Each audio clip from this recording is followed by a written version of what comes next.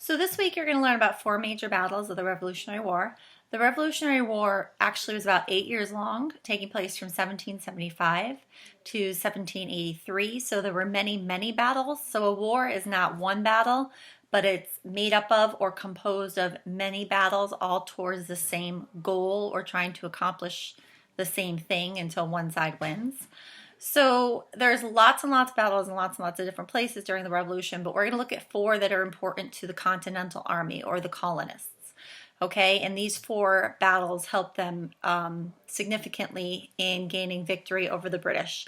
And I don't think I'm giving anything away by letting you know that the colonists win the war, because after all, we are the United States of America and we are not controlled by England. So I don't think I'm giving anything away. But we're going to look today at one of those battles, and that is the Battle of Trenton. Trenton is in New Jersey, okay? And Trenton's an important battle for a few reasons. One, it's a little different because it takes place in the winter. It takes place in the winter of 1776. Usually armies do not fight once winter sets in back then, because just logistically being able to move the people and materials through the snow, and it's important to stop and find adequate shelter for people. And so armies kind of have this standing understanding or agreement that there's not really going to be fighting taking place over the winter. They each make their own winter camps and they start again in the spring usually. But in the winter of 1776, things are going not so good for George Washington and his army. And he needs to do something, okay? He needs to do something because it's looking pretty grim. Like after Lexington and Concord, they kind of chased the British back to Boston. And then the Battle of Bunker Hill, they lost, but they inflicted heavy casualties on the British.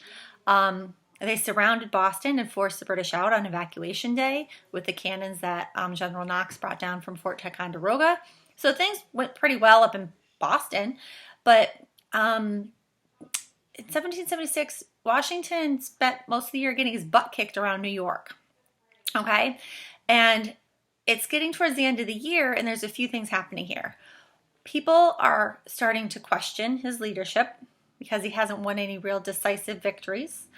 They're starting to question whether they should continue fighting for this cause of independence. Are we going to be able to keep going? Is our army going to survive this? Or are we just going to get wiped out by the British? Is George Washington the right person to lead our army? Should we replace him? And then on top of all those problems, the soldiers have enlistments. And I believe in the video you're going to watch, they might call it conscriptions. And basically what that means is when they sign up to fight for the war, they only sign up to fight for a certain amount of time. So let's say a year. So at the end of the year, a lot of these soldiers' enlistments are going to be up and they're going to be able to go home unless Washington can find a reason for them to stay. And without a major victory, there's not going to be a lot of reason for them to stay. And he needs them to stay because they've been trained, they've fought. And if they leave, is he going to be able to replace all of them with new recruits? And if he can replace them, they're not going to have the same training that these guys already have. So he's going to have to start all over. So there's lots of things going on here. And plus, if he wants to fight a battle with these guys before they do go home. And so he does some unexpected things. He fights, plans an offensive against actually German or Hessian troops. What happened during the American Revolution is the British basically hired what they called Hessians, and they paid them to go to America and help them fight against the colonists. And this kind of made the colonists mad because the Hessians were known as really fierce kind of fighters, and people were afraid of them.